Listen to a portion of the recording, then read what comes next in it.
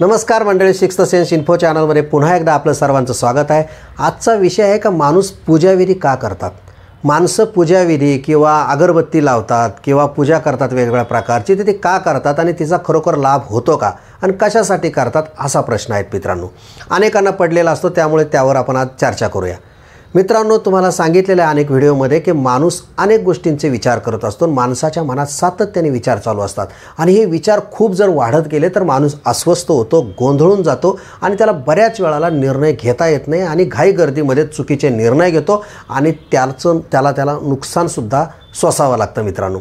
मग माणूस दिवसभर काम केल्यानंतर जेव्हा घरी येतो, घरी आल्यानंतर रात्री झोपतो आणि जेव्हा तो सकाळी उठतो, अनेक घरांमध्ये करतात ज्यांच्या घरामध्ये धार्मिक वातावरण आहे।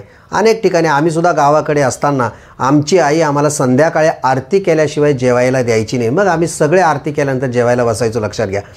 कारण हे आपण म्हणत असतो, आता काही लोकांना नास्तिक असतात, त्यांना त्याचा प्रश्न विचारण्यात काही अर्थ नाही, ते म्हणतील असं पूजा केल्याने काय होतं वगैरे असं म्हणतील। परंतु मित्रांनो, तुम्हाला सांगतो, पूजा केल्याने काय होतं, सकाळी आपण आंघोळ करतो आणि देवाजवळ नतमस्तक होतो, देवाला अगरबत्ती लावतो, मनापासून करतो जे काय असेल देवाच्या बाबतीत वगैरे अनेक लोक करतात।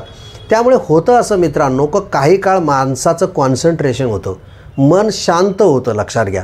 आपल्याला वेळ नाही ध्यानधारणा करायला, योगा करायला, पहाटे उठायला आजच्या धावपळीच्या जगामध्ये मित्रांनो। पण कमीत कमी जेव्हा तुम्ही देवाची पूजा करताना त्यावेळेस तो अगरबत्ती किंवा धूप लावलेला त्याचा सुवास माणसाचं झालेलं शांत मन, त्यामुळे अनेक जे विचार चालतात दिवसभरामधले किंवा आपल्या डोक्यामध्ये जे विचार असतात ते कमी झालेले असतात।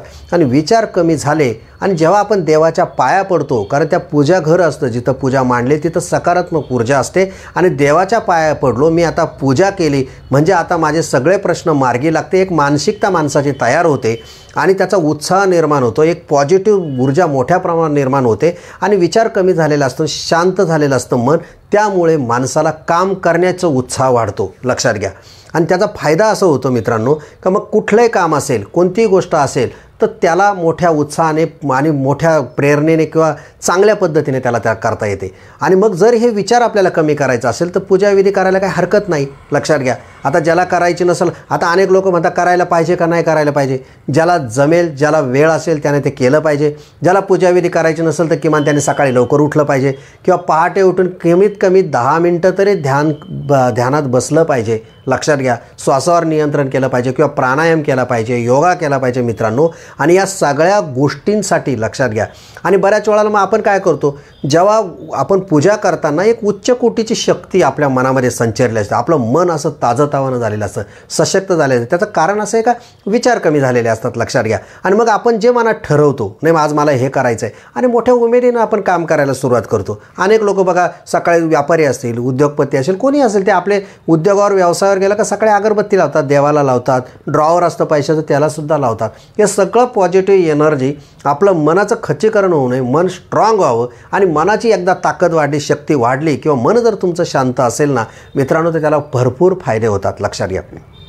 त्यामुळे मित्रांनो, पूजाविधी करणं यातून माणसाची सकारात्मक ऊर्जा वाढत असते आणि माणूस सक्रिय होत असतो, माणूस सक्षम होत असतो आणि माणसाचा उत्साह प्रचंड वाढत असतो। आणि जी एकदा कधी पॉझिटिव्ह ताकद आपल्या मनामध्ये आली की अनेक कामं आपले सहज होत राहतात, लक्षात घ्या। आणि हे शुभ संकेत आहे। त्यामुळे पूजाविधी करायला काही हरकत नाही। ज्यांना वेळ असेल, ज्यांना आवड असेल, नसेल तर त्यांनी आवड निर्माण केली पाहिजे। आणि आध्यात्मिक क्षेत्रात जी लोक काम करतात त्यांना विचारा, ते किती शांत असतात, ते कधी चिडत नाही, कधी रागावत नाही आणि शांत थंड डोक्याने विचार करतात आणि आपलं कामं करत राहतात आणि त्यांना यश मिळत राहतं। आणि ती सगळ्यात महत्त्वाची गोष्ट, संसार प्रपंचात राहूनही ते आनंदी जीवन जगतात। पैसा प्रॉपर्टी कमवणं हे जीवनाचं सुख नाही, प्रत्येकाला माहिती आहे। 60-70 वर्ष जगतो माणूस बऱ्यापैकी, त्याच्या पुढचं जीवन काही खरं नाही आहे आणि बरोबर काही नेणार नाही आहे, पुढचं जीवन पुनर्जन्म होईल का नाही माहीत नाही आहे। आणि अशा परिस्थितीमध्ये मित्रांनो, जर आपल्याला आनंदी जीवन जगायचं असेल तर आपल्याला जर छोट्या छोट्या गोष्टी करून जर आपल्याला आनंद मिळत असेल आणि लाईफ छानपैकी जगता आला येत असेल तर करायला काही हरकत नाही मित्रांनो। हा व्हिडिओ तुम्हाला आवडला असेल तर नक्की लाईक करा, शेअर करा आणि सबस्क्राईबसुद्धा करा। धन्यवाद।